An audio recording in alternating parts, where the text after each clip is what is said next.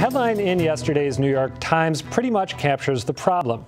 This article, Affordable Housing Draws Middle Class to Inland Cities, describes how sky-high real estate prices are driving young families to the Midwest. Local housing advocates have long warned that Massachusetts needs more development to meet the demands of first-time homebuyers. Yet most new construction is still aimed at the luxury market. In our continuing focus series on growing pains, we look at the struggle to find a starter home in Boston. After getting married, Matt and Amy Koskowski were ready to take the next big plunge and buy their first home. So the couple began looking for a modest single-family house where they could spread out a little bit, finally have a yard, and maybe start a family. We had a couple of things that we really wanted. Closet space, 2 bathrooms. Those were 2 really important things for us, and a kitchen that we could both work in at the same time. They'd carefully saved up a down payment and had good credit. But like many first-time homebuyers in Boston, Matt and Amy found house hunting with a budget under $300,000 a little daunting. We were hoping to live a little bit closer to Boston when we started looking, but when we realized that we couldn't afford it, we went to the South Shore because I work on the South Shore. So we just sort of slowly stepped out and out, you know, a little farther until we were able to find an area that we could afford. And that's when the Koskowskis met real estate agent Mary Tobin Rossman, who specializes in finding starter homes for first-time buyers. I showed Matt and Amy probably 20 houses at different time periods in the South Shore communities. And their main goal for Matt, because he commutes in Boston, was to be near that commuter rail. But none of them was what Matt and Amy had in mind. But we did see a lot of houses that were a little bit more ramshackle than we were hoping. After viewing a string of fixer-uppers, the Koskowskis realized that a major renovation would bust their budget. But finding new construction in their price range was a challenge of its own. For your first-time buyer, there really are not any new developments. That's because most new single-family construction is aimed at the higher end of the market. So Rossman put the Koskowskis in touch with South Shore builder Jeff Gosselin. I prefer to build lower-end homes, which would bring you to a 3-bedroom cape or a 2-3-bedroom ranch. Gosselin has carved out a niche in building moderately priced homes. He says demand is so high that his houses sell even before they're finished. I try to cater to the first-time homebuyer market because they're out there. They're out there in full force right now. To build more affordable houses, Gosselin needs to find affordable land. I need to buy land under $100,000, and there's not a lot of that out there. But Gosselin did manage to find some in Hanson, a rural community about an hour south of Boston, where he built a new house that fit the Koskowskis' budget. So we looked at the plans of the future development, and it was going to have cathedral ceilings. It was having the granite counters. It's exactly what every first-time homebuyer would love to be able to afford. Today, the Koskowskis are fully moved in. Amy says they have their closet space and a kitchen with some elbow room. And Matt says his commute into Boston is long but manageable. We really love the house. It fits us really well. It fits our personality, and so it's really been a joy to actually live here. And for $260,000, a starter home that ended up a dream home. So why is development focused mostly on the luxury market when there's so much demand for starter homes? With me now is Tim Warren of the Warren Group, which tracks and analyzes real estate data throughout Massachusetts. Tim, thanks for being here. Happy to be here. You gave us some data which shows home sales ticking up from a low point in about 2008, but moving very slowly. Are those numbers being capped by the lack of availability of affordable starter homes? I think the sales could be slowed by the lack of affordable homes. You know, the luxury market is taking off, and you have bidding wars in places like Cambridge and Somerville, but the affordability that's where most of the people are, and they have a hard time finding what they want. Let's bring in Barry Bluestone. He heads up the Dukakis Center for Urban and Regional Policy at Northeastern University.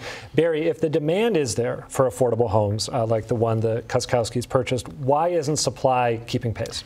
Well, I think there are 2 major reasons. One, land is very expensive, and part of the reason is that we have a lot of zoning, particularly in the suburbs, that are zoned for half-acre, full-acre, even sometimes 2 acres.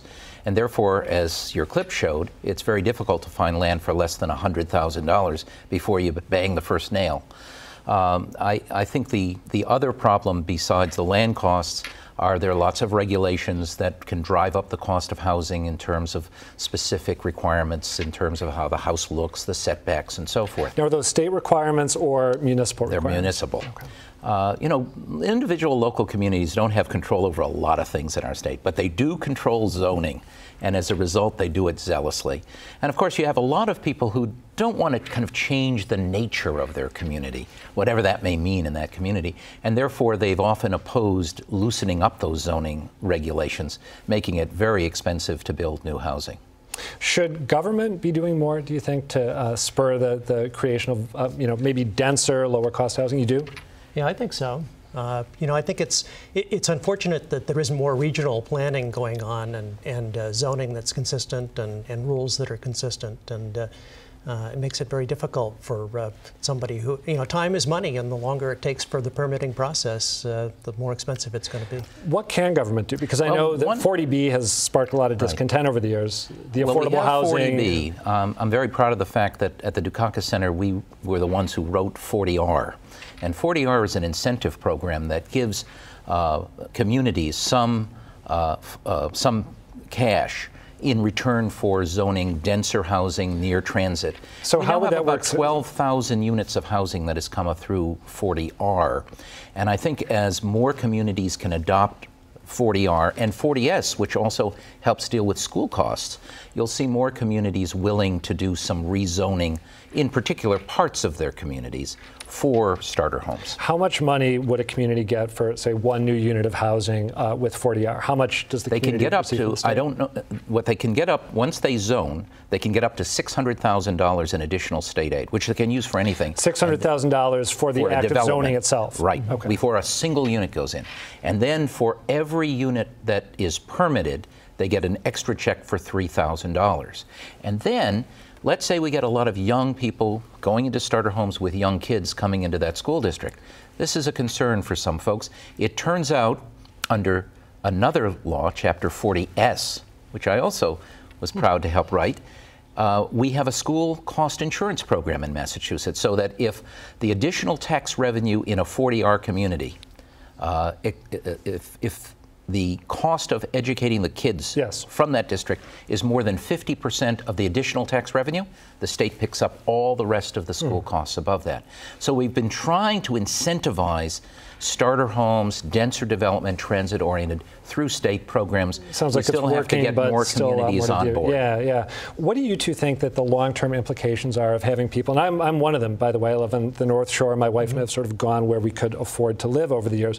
What are the implications of having people who are younger, heading, you know, an hour outside of Boston or more to get the housing that they can afford? Is that problematic over the long run? Well, we have that in my company. A lot of people are living out in the virtually Worcester area. You were going to say boonies, weren't you? No, I wasn't. No.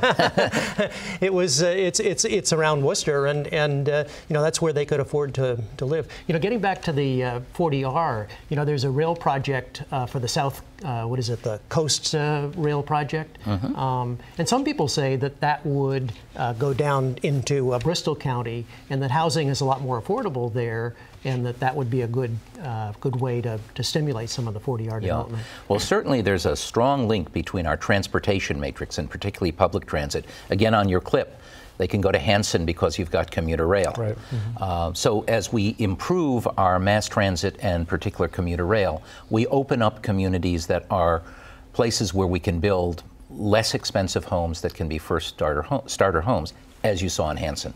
All right, Barry Bluestone, Tim Warren, thank you both for joining us.